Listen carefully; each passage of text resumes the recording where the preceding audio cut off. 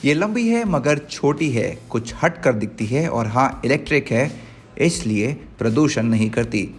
भारत में MG motor की नई पेशकश कॉमेट कई तरह से अलग है। ये पहली बार नहीं है जब हमें बाजार में इतनी छोटी इलेक्ट्रिक कार देखने को मिली है, लेकिन डिज़ाइन, फीचर्स और आकर्षण के मामले में ये काफ़ी आगे है।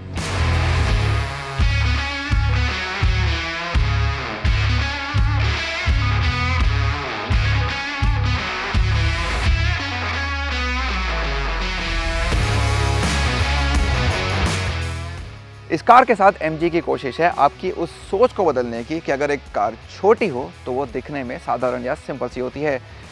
इसकी लंबाई 3 मीटर से भी कम है और ऐसी गाड़ियाँ हमको कम ही देखने को मिलती हैं सड़कों पे, लेकिन उसके बावजूद इसमें बहुत सारे प्रीमियम एलिमेंट्स हैं। अगर हम बाहर के डिज़ाइन की बात करें, आइए एक एक करके इन सब पे नज़र डालते हैं।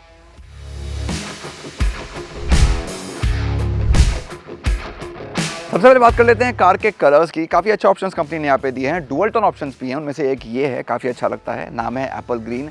सारी ब्लैक रूफ के साथ, तो एक अच्छी खासियत है कार की। उसके अलावा यहाँ पे आपको मिल जाते हैं कनेक्टिंग DRLs जो पूरा एक एंड से दूसरे एंड तक जाते हैं। साथ में ब्लू स्ट्रिप भी है, नीचे क्रोम भी दिया गया है, बहुत बढ़िया लगता है देखने में। इसी के नीचे कंपनी ने चार्जिंग पोर्ट लगा दिया है। ZS EV में भी हमको ये दिखता था कि कार के फेस पे चार्जिंग पोर्ट है।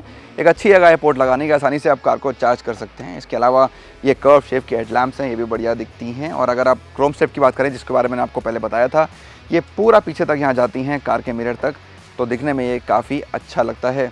यह है कार की चाबी, काफ़ी प्रीमियम लुक इसका भी है, बिल्कुल भी सस्ती चाबी नहीं लगती है। और कार के साथ एक प्रॉक्सिमिटी लॉक अनलॉक फीचर भी ये आपको देती है। आप चाबी लेके गाड़ी की तरफ जाएंगे, गाड़ी खुद ही अनलॉक हो जाएगी, दूर जाएंगे गाड़ी खुद ही लॉक हो जाएगी। काफ़ी काम का फीचर है। यहाँ पे क्रोम का अच्छा इस्तेमाल है, डोर हैंडल पे क्रोम दिया गया है। इसके ऊपर ही आपको एक और लॉक अनलॉक बटन दे दिया गया है, तो आपको चाबी की कोई ज़रूरत नहीं है कि आप चाबी का इस्तेमाल करें। फिर अब आते हैं कार के पिछले हिस्से की तरफ, और यहाँ भी एक अच्छा एहसास आपको मिलता है। ऊपर एक स्पॉइलर है, डुअल टोन ऑप्शंस का एक अच्छा इस्तेमाल किया गया है। यहाँ तक ब्लैक है, नीचे ग्रीन है। यहाँ भी आपको फुल कनेक्टिंग लाइट्स मिल जाती हैं, एक बढ़िया प्रीमियम लुक देती हैं। इंटरनेट इनसाइट का बैच आपने एमजी कार्स में पहले देखा है, वो यहाँ दिया गया है। और कुल मिलाकर डिज़ाइन ऐसी है जो आपको ज़रूर पसंद आएगी इस कार में। हाँ, जो इसका टॉल बॉय शेप है वो शायद दिखने में इतना आकर्षक आपको ना लगे, लेकिन याद रखिए उसकी वजह से कार के अंदर आपको अच्छा स्पेस मिल जाएगा।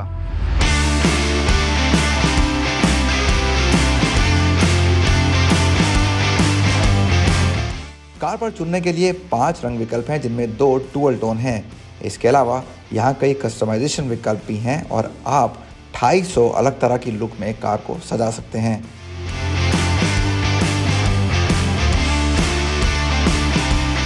यहाँ 2010 मिलीमीटर का व्हील बेस है, लेकिन 12 इंच के स्टील के पहिए कार के आकार को देखकर कुछ छोटे लगते हैं। अगर ये एक साइज बड़े होते तो बेहतर होता।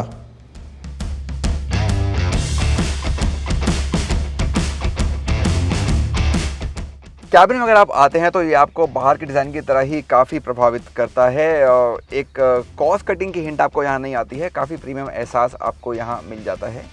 कॉमेट के कैबिन के अंदर तो एक जो बड़ा हाईलाइट है वो ये 2 स्क्रीन है जो एक यूनिट का हिस्सा है। टच स्क्रीन सिस्टम 10 इंच का है, फुल डिजिटल क्लस्टर 10 इंच का है, और इसके ग्राफिक्स काफ़ी क्लियर हैं, काफ़ी अच्छे प्रीमियम दिखते हैं। और इसको आप अलग अलग लुक के साथ काफ़ी इन्फॉर्मेशन ले सकते हैं, जो आपको एक EV चलाते वक्त काफ़ी काम आती है।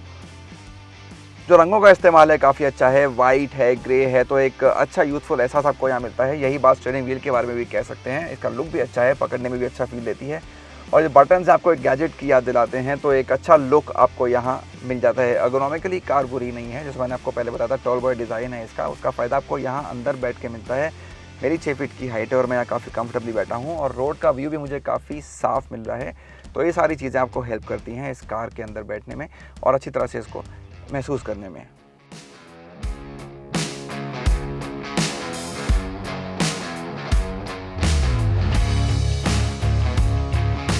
Touch screen system wireless Apple CarPlay और एंड्रॉयड ऑटो के साथ चलता है, और इस छोटी कार में एक रियर व्यू कैमरा भी लगा है। लेकिन कई फीचर्स आपको केवल इस सबसे महंगे वेरिएंट में ही मिलेंगे। कार की डिजिटल की को 2 लोगों को दिया भी जा सकता है।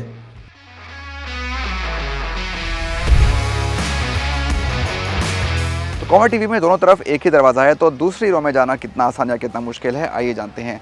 तो काफ़ी बड़ा डोर है, इसको मैंने खोला और यहाँ इसको मैं सीट को फॉरवर्ड स्लाइड करके इसको रिक्लाइन कर देता हूँ, तो मेरे पास जाने के लिए बहुत सारी जगह यहाँ हो जाती है। तो यहाँ मैंने कार का डोर बंद कर दिया और अपनी फ्रंट सीट को मैं वापस अपनी इसकी जगह पे लेकर आ गया। और ये देखिए 3 मीटर से भी छोटी कार है लंबाई में, तो जाहिर सी बात है बहुत ज़्यादा स्पेस आपको यहाँ नहीं मिलेगा। अंडर थाई सपोर्ट या बैक रेस्ट की बात करें, जो सीट बैक है थोड़ा स्ट्रेट है तो इतना कंफर्टेबल एक्सपीरियंस नहीं है, लेकिन जो अच्छा है और ये बहुत इंपॉर्टेंट है क्योंकि मेरी हाइट 6 फीट की है, तो मेरा जो नी रूम है वो ठीक ठाक है और हेड रूम भी बहुत बढ़िया है। तो इन दोनों चीज़ों में कार काफ़ी अच्छा स्कोर करती है। ये जो एक बड़ा वर्टिकल ग्लास दिया गया है, इससे भी एक एयरी फीलिंग आती है यहाँ बैठ के। तो कुल मिलाकर सेकेंड रो MG कॉमेट आपको निराश नहीं करती है। पीछे लगे इस बड़े शीशे को खोला नहीं जा सकता, लेकिन ये अनुभव को बेहतर बनाता है। कॉमेट का बूट स्पेस तो ना के बराबर है, लेकिन आप पिछली रो को गिराकर सामान रखने के लिए कुछ जगह बना सकते हैं।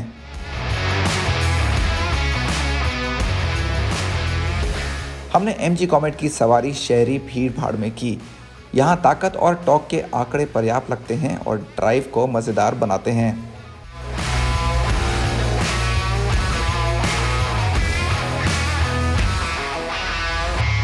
तो MG कॉमेट EV में 17.3 किलोवाट आवर की बैटरी लगी है, जो बाज़ार में बिकने वाली दूसरी EV से थोड़ी सी छोटी है।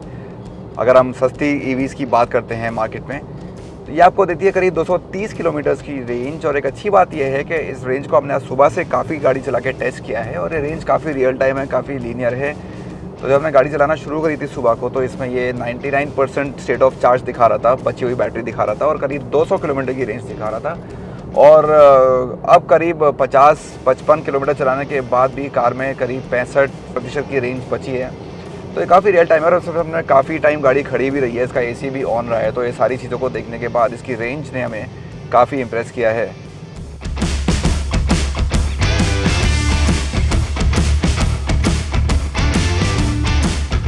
कार में LFP बैटरी लगी है, जो ज़्यादा सुरक्षित मानी जाती है। इसकी वजह से मोटर 41 bhp और 110 Nm पीक टॉर्क बनाती है।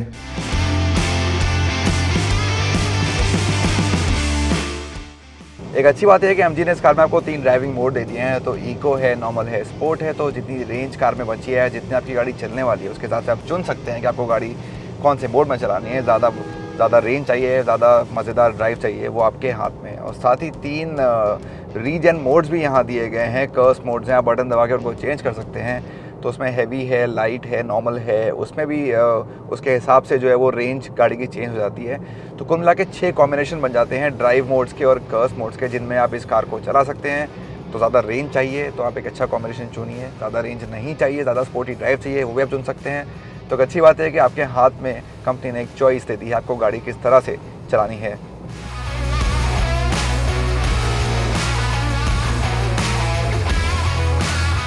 लेकिन ये कहना होगा कि तीनों रीजन लेवल्स में बहुत बड़ा फर्क नहीं दिखता। कार के अगले पहियों पर डिस्क लगे हैं और पीछे ड्रम, और तेज रफ्तार पर ब्रेकिंग में कुछ सुधार की गुंजाइश है।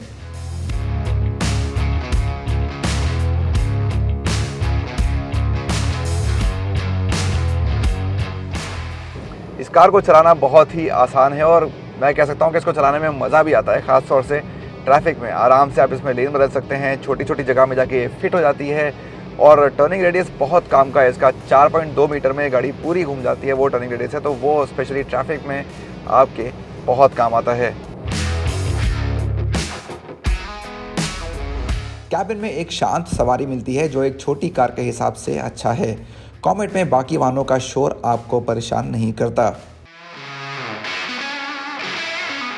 अब कंपनी आजकल कई तरह के सेफ्टी फीचर्स देती हैं और इसमें भी है, लेकिन कुछ खास फीचर्स के बारे में मैं बात करना चाहूँगा। उनमें से एक है कि इसमें आप स्पीड लिमिट कर सकते हैं कि इस स्पीड के ऊपर आपकी गाड़ी ना चले।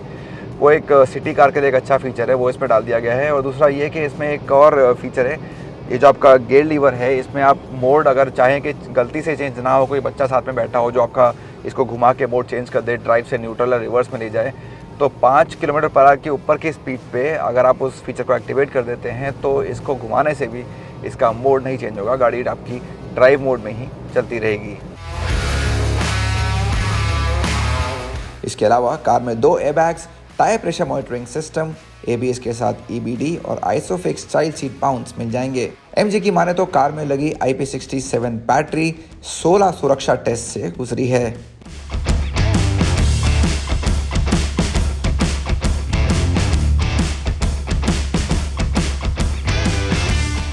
कॉमेट ईवी की कीमतें 7,98,000 एक शोरूम से शुरू होती हैं, जो इसे टाटा टियागो ईवी और सिट्रोएन EC3 दोनों से सस्ता बनाता है।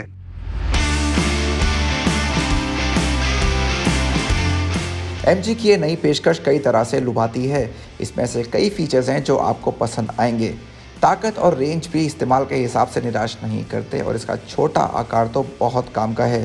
पहियों पे चलता ये गैजेट शहरी इस्तेमाल के लिए आने वाले समय में काफ़ी सटीक विकल्प के रूप में सामने आ सकता है।